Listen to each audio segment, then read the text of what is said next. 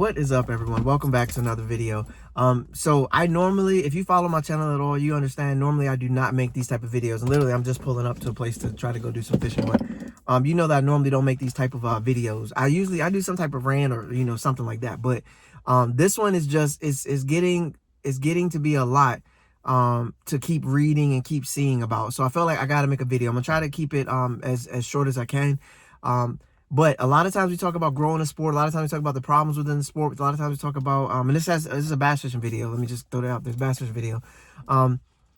We talk about all these different things we want to do with the sport. Well, I just want to let everybody know that we're not going to have a sport at all. And you're like, Ty, what are you talking about, man? Bass fishing has been around for years. They've been doing. I understand all that, but I don't think bass fishing is ready for the society that we're in right now. Okay, so what keeps happening is people keep having these boating accidents. There's kayak incidents, there's boating accidents, these things that keep happening in the fishing world. Now, I'm sorry, when you're playing NBA basketball, you're not losing people, okay, because of the sport. They might injure their leg, they might have a heart condition, they might have different things that happen. They might leave the sport, especially like football. They leave the sport and their mind's all messed up and they end up in jail, or they end up, no longer with us. There's things that happen once you're done with the sport, but it's the inherent nature of the sport. Colliding with people on a regular basis, crashing and hitting your head and all that stuff like that. That's it. But you have to understand, in the NFL, is the same thing. After too many people kept playing bumper cars with their head, they had to make some changes. Otherwise, there's going to be nobody left to play the sport. You understand? So, and like I said, this video, I'm trying to just keep it specific on target. I'm saying we're not going to no longer have a sport because of the fact that we keep losing participants in the sport due to different reasons. And I want to make sure I'm clear. The values I'm speaking do not represent any of the stuff I'm wearing. I'm just about to go fishing. I just want to make sure I'm very clear on that. These are my own personal beliefs, my own personal thoughts. Matter of fact, I could try to tip it up or lower it down, whatever. But anyways, okay, here we go. Here's a whole video like this. But I'm saying, guys, we keep losing participants in the sport. And what happens when that happens, there's families, there's people that are involved in this who are not happy about that. And they want to blame different avenues, especially like if you've ever lost someone, you're a lot of times you're looking for anybody, the doctor, a place of employment. Maybe they worked them too hard. And I mean, you're looking for anywhere, any shape or form to try to find a reason why that loved one is no longer here. Well, in this case, a lot of times it has to do with boating, and people claim it's the boat's going too fast. But some of these incidents are happening at like 30, 40, 50 miles an hour, which again, there's thousands of car accidents every day. So getting in your car is so unlikely that you'll make it back home just by getting in your car, right? That's just the inherent risk of just being in the world at all, because you can control how you drive, but you can't control drunk Tommy whose wife left him, or Bobby whose wife left him, and now he's on the road drunk and out here just plowing people down. You can't control someone else's actions. You can control how you drive. You can be alert, you can pay attention, but if somebody else isn't, again, that just causes an issue. So we keep losing participants, and I'm not even trying to say it's the litigation society, let's try to get the most money we can out of everything society. Some of it just has to do with the anglers themselves. I see so many anglers when I go fishing at the ramp that take off with no life vest on. And they're not even thinking about a life vest. Literally, we are so ready to go fishing that our life vest is in the back compartment in the back somewhere. We're only going to pull it out if we think there might be a game warden or somebody coming around. Other than that, we're not even checking for our life vest at all. And then you're so worried about getting to the spot that you're running, 900 miles an hour, paying attention or not, or you're just out there just woohoo, just enjoying. And I get it. I understand. A lot of the reason why people get into bass fishing is because you're in a boat. You get to go fast on the water. It's one of the perks. It's like a great thing.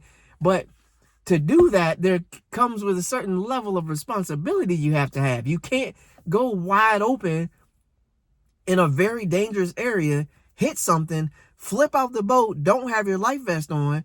Now we no longer have a participant in the tournament.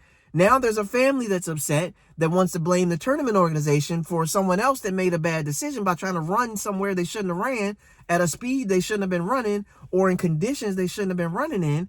And now we have little cousin, little auntie, everybody's upset. Now they're coming after the organization. The organization is trying to say, hey, look, we ain't got nothing to do with how this person drove. We just held an event.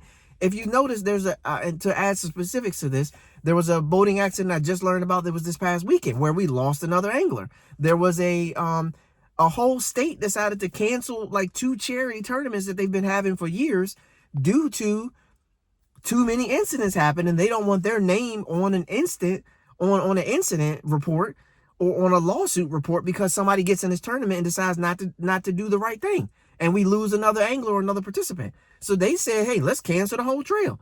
If somebody else pick it up, cool, but we ain't even gonna run it. And then there's people that say, well, get a waiver or get this, and all that's fine. Everybody understands the legal side of it. You got to get a waiver. Those are things they're already doing, but they're still taking a bath.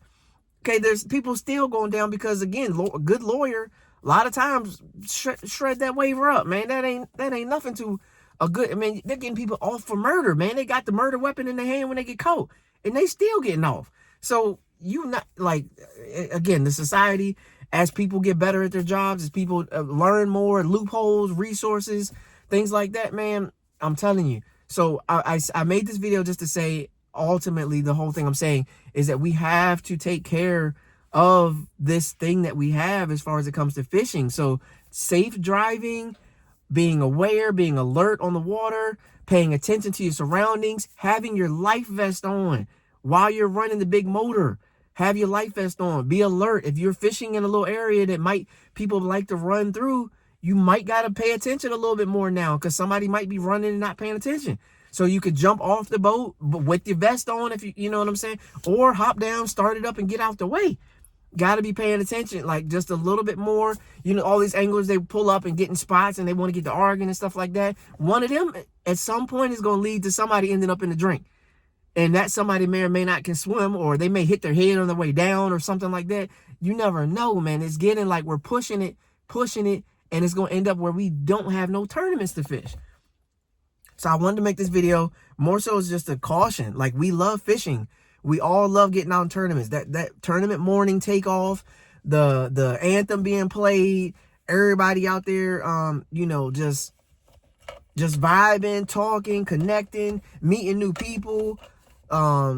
Just the thought and the hope that is that morning when you get on the water, that maybe your game plan comes through and this is your day.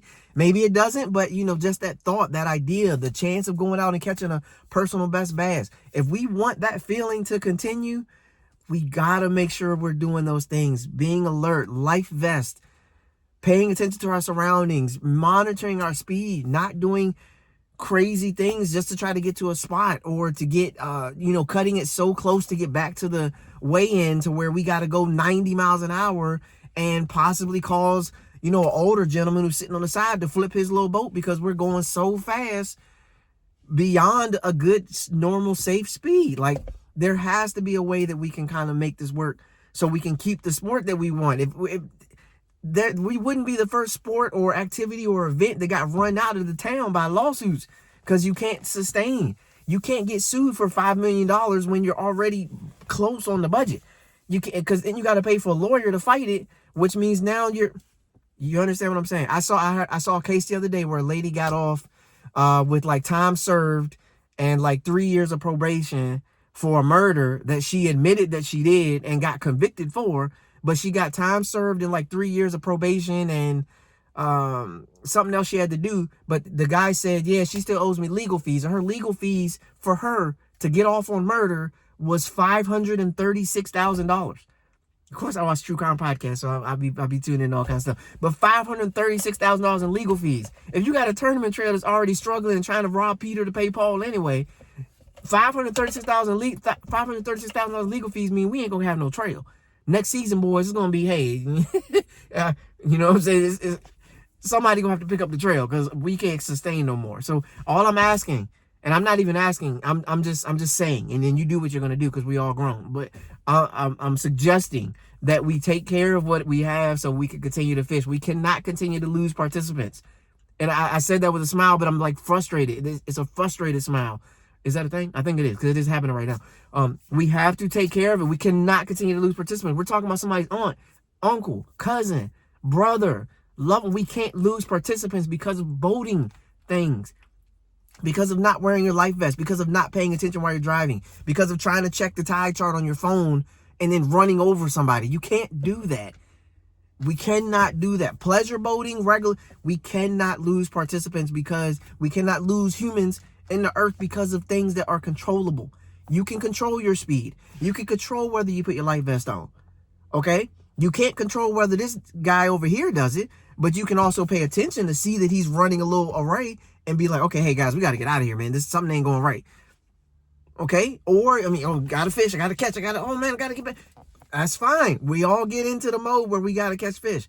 But everybody, we all have to work together so we can continue to have this tournament that we love, continue to do the sport that we love, and continue to catch these giant bass and have these weigh-ins or these live tournament. We got to be able to do it. So that's all. Appreciate you guys watching. Catch you guys on the next one. Hope this video helps somebody. As always, Bassandfurious. Appreciate you watching. Thanks.